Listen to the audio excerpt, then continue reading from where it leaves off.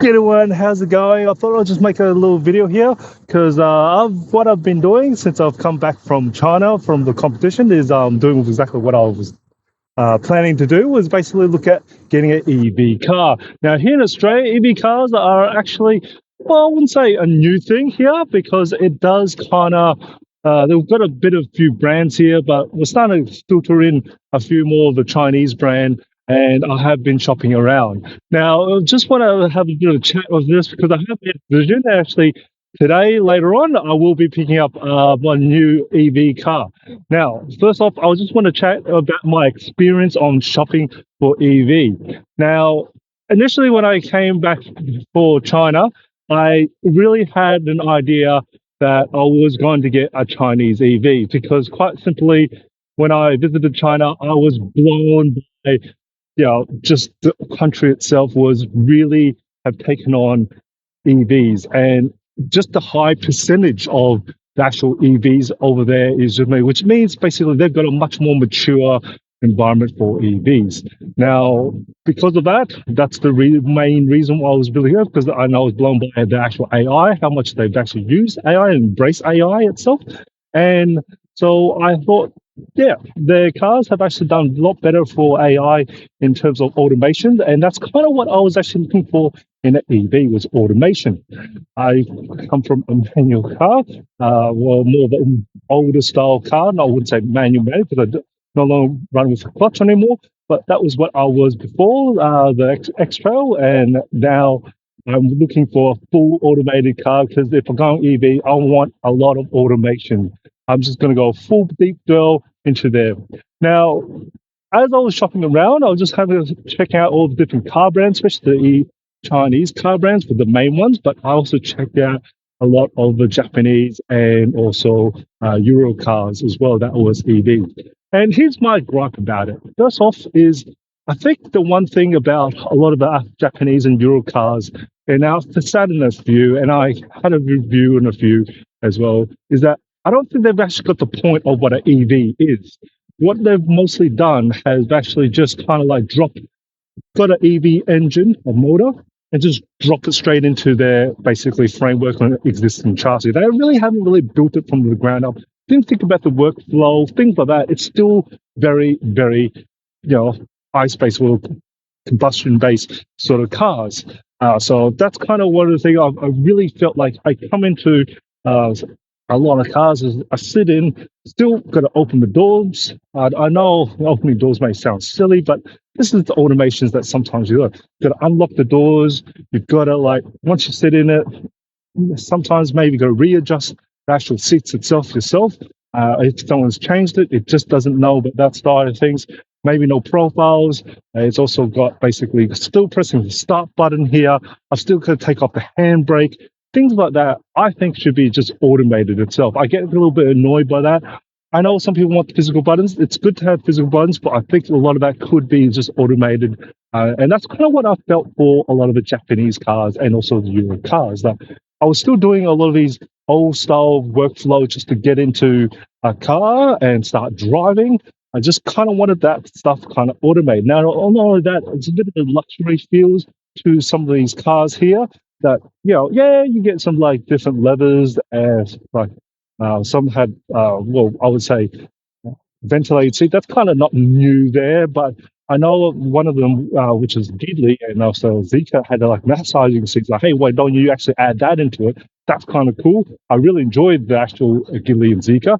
Now, while I'm at it, was also the drive, the actual feel of the drive. Now, of course, Chinese cars aren't known for their handling. And that's quite simple. They are new to the game. They got so many different Chinese cars. So I can kind of forgive them. But this is where the Japanese cars and also the Euro cars really shine is actually their handling because they've been doing cars for combustion engines for quite a lot of time. And again, they were only a little tad better. They really weren't that much better. So, and the power delivery was just, oh, geez, it was just thinking of like the old ice style. And that's kind of not what I was really after. I want something, well, if you go EV, the real main reason is because you want that nice big instant torque. You want that nice little bit of a torquey feel to it. I know you might have some bit of force, and number wise, the horsepowers are there, but you don't really have that torque to really back it up. and that's kind of one. So now I'm going to talk about some of the Chinese EVs. Is that that's nice because this is where they really shine. Is that they've got a lot of automations, but you don't have to think about unlocking the cars because they just notice that you are around the car itself. I know the particular brand, which is also the American brand, which is the Tesla. They actually have a lot of automation there. And again, if you walk up to the car, everything's on the phone base. A lot of the Chinese cars are actually phone based, so they actually recognize all of that. Now, the Japanese and the Eurocars don't really recognize that. You're still carrying around a really annoying old style key. Bit annoying. I know the other EV cars like Chinese brands and Tesla still hold as a key card or something, but that's only as a backup. That's not your main thing. Whereas the Japanese and Europe, they still hold a freaking physical key. How annoying is that? It's not easy. It's chunky. So it's like kind of, hey, come on, guys, think about that. Anyway, besides that, like I said, automations of like setting profiles and setting different settings according to the driver is kind of what we want. You got some automations on thinking about like besides just the lights and all, air conditioning, just the vents and just how they all sort of feel. That's nice when you actually can do it. So I think this is where the Chinese really have done is the automation on a few things. Now, again, when I talk about it, I can't really say that much too much because I really haven't sat in and own an EV yet because I am going this day to actually pick up my new EV. Now I'm going to just give you a review. And after shopping around, I tell you which one I really liked a lot, and I really love was the actual Zika 7X. That one just had that luxury feel to everything. It had a lot of automation as well. The actual Diddley, which is the 5X, which is probably the cheaper model, the only reason why I didn't go for that was because it was a front wheel drive car, and I'm not into front wheel drive cars. I like having bare minimum rear wheel drive or all wheel drive cars, and that's kind of. And also, I found the Ghibli was lacking a bit of torque and power. It kind of still felt a little bit like a ice. I think the Ghibli could have done. It was actually adding a little bit more torque into it. It just felt that. That's kind of what was lacking in. That's kind of ruled it out pretty much straight away. But again, that Zika 7X was that was a nice car. Had all the luxuries there, a lot of automations. Really loved it. You know what did I end up with? I end up with Tesla Model Y Jupiter itself. So, and the big reason for that, and it was pretty much the sole reason for that to go over to Tesla Model Y, even though it's boring as hell, is because here in Australia, it only just got released like in about September, was the full self-driving. And that's kind of what I want. I want automation to its fullest. I am going to embrace it. So I am going to pick up my new Model Y today, and that is because I'm very looking forward to the fully self-driving. I am going to embrace it, and when I tested it out and test drove it, I was that blown within the first minute or so. It kind of like people, I've talked to a lot of people, they just don't have the trust for it. And I was probably as I would say, skeptical, but I do have quite an open mind because of the tech that I work in. But once you set it within the first 2 to 3 minutes, you have the confidence that you know that it's going to do. I don't know how to say it. You just feel it because you kind of got an idea of how it's looking at the road. You go, oh, wow, I didn't see that straight away. And it's already taken care of that. So I do know it's not fully perfect, but hey, I might as well be a beta tester. I am a lot of alpha and beta tester for a lot of stuff.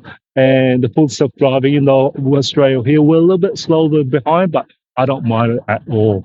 But I think this is going to be what we're going to. So in this channel, I might add more Tesla videos to it. I know there's plenty around, and I am watching a lot of it just so I can get tips on how to actually configure this car and also just learn about bits and pieces. But we are trying to get at the moment within this week or so really quickly because I'm getting delivery and I bought it and just getting delivered very quickly within about a week or so. So we've been trying to get a lot of accessories, and that's kind of what at the moment I'm actually been watching a lot is to get a lot of accessories. But else, this is just a little bit of a ramble about how the EVs well, more like the EV market, how the other car makers have gone. I'm just very disappointed by the Japanese and Euro market car makers for just generally just thinking about AV and still thinking about the old style. They really need to think about moving towards the future because I know I do know and I do think that EVs are the future. Now, the reason for that is because we've got to solve, firstly, besides solving the actual source, like trying to get more renewable energy, either from the sun or hydro, things like that. Well, just that's the source. The source won't really come as there is no need for the actual use case. Now, the use case here is really just driving around, but it's really trying to get how we can actually get it. So, look, fully electric of we're still, I know people say, hey, we're still like burning fuels, fossil fuels and stuff like that just to produce the energy, but hey, look, we can always get alternative energy to power this electric car. It may be, like I said, renewable energy, but it's just getting all those research on those whole motors and stuff like that, so we can actually. So it's the same. Like for example, what I've been really after, and I've been really looking after, really, interested is hydrogen vehicles itself, because I think that's a future, because we've got plenty of heavy water around everywhere, and that's kind of what I thought the future was going to be. But still, even with hydrogen cars, even though the combustion is different, but generally still you've got like an electric running sort of engine in the end after that, after it's got an internal basically method of source of energy. So that's kind of why I do feel that the EVs are the future. It's because of just how it's generating the movement itself, rather than the combustion of just moving pistons around. It's just that's kind of what I'm thinking in a way. So I'm going to join the EV revolution at the end of today, and we'll see how that goes. But again, I am just following the ramble and just adding more videos to how this is. So it's just more the casual things. And I hope you enjoyed this video, and I'll check you guys out in the next video. See ya.